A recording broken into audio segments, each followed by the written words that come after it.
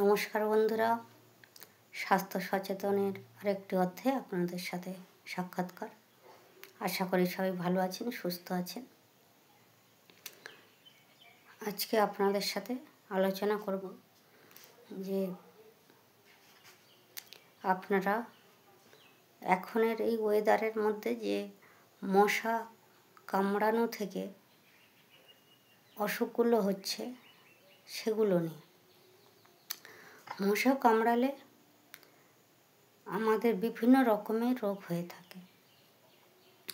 Dengue, malaria থেকে শুরু করে নানান রকমের রক্ত গঠিত যে রোগগুলো হয়, এমনকি মারাত্মক ক্যান্সার পর্যন্ত হতে পারে। তাই আমি সবাইকে অনুরোধ করব, আপনারা সবাই মশারি টাঙিয়ে শোবেন। মশারি টাঙানোর ফলে এই মশাজনিত যে অসুখ বিসুখগুলো সেগুলো এড়াতে পারবেন। বিশেষ করে বলবো, এই সময় বাচ্চাদের বিভিন্ন রকমের ভাইরাসজনিত রোগ হচ্ছে এবং ভাইরাসগুলো বেশিরভাগ ছড়ায় মশা কামড় থেকে। মশা একজন অসুস্থ রোগীকে কামড় দিয়ে সেই মশা আবার যখন অন্য কোনো ব্যক্তিকে কামড় দেয়, সেই মশার হুল থেকে বিভিন্ন রোগ ছড়িয়ে পড়ে আমাদের শরীরে।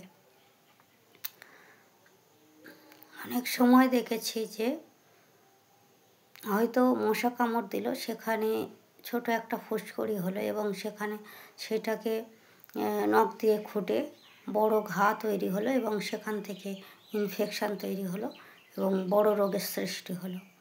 সেই জন্য বলবো বন্ধুরা, আপনারা যখন ঘুমাবেন, দুপুরে হোক কিংবা রাত্রে, তখন মশারি ব্যবহার করবেন। মশারি টাঙিয়ে বাচ্চাদেরকে শোয়াবেন এবং নিজেরাও শোবেন। আর এখন অনেকে মশারি না টাঙিয়ে মশা তাড়ানোর যে ধূপ ব্যবহার করেন বা মশা মারার যে ধূপ ব্যবহার করেন, সেগুলো সিকিউরিটেড নয়, সেগুলো স্বাস্থ্যসম্মত নয়। সেই জন্যে বলবো যে মশার ধূপ কম ব্যবহার করবেন। ব্যবহার যদি করেন, ধরুন আপনি যে রুমে থাকবেন সেই রুমে আপনি মশা তাড়ানোর জন্য যে ধূপটা ব্যবহার করছেন, কিছুক্ষণ আগে সেই ধূপটা জ্বালিয়ে দেবেন। তারপরে মশাগুলো বেরিয়ে গেলে ধূপটা নিভিয়ে দিয়ে সেই ঘরে এসে বসবেন বা শোবেন বা সেখানে ব্যবহার করবেন। তো আপনারা নিজেরাই যদি স্বাস্থ্যসম্মতভাবে চলতে পারেন বা জীবনযাপন করতে পারেন, সেখানে আপনাদের জীবন অনেকটা ভালো সুখের হবে এবং রোগমুক্ত জীবনযাপন করতে পারবেন। তো বন্ধুরা, বলবো যে এখন মশাবাহিত রোগ যদি হয়ে থাকে, সেগুলো আপনারা ডাক্তারের পরামর্শ নিন, তাদের উপদেশ অনুসারে চলুন, ওষুধ খান।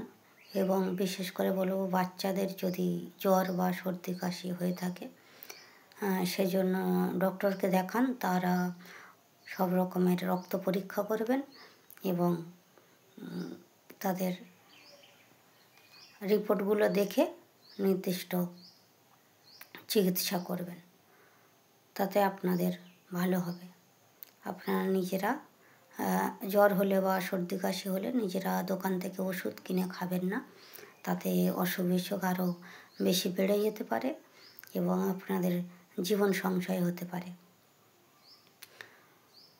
ধন্যবাদ বন্ধুরা, আজকে এই পর্যন্ত। আগামী অন্য অধ্যায়ে আপনাদের সাথে আবার আলোচনা হবে অন্য কোনো বিষয় নিয়ে।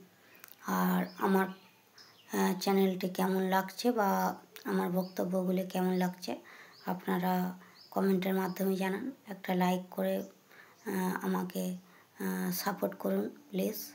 আপনাদের একটা লাইক কমেন্ট আমার জন্য অত্যন্ত গুরুত্বপূর্ণ।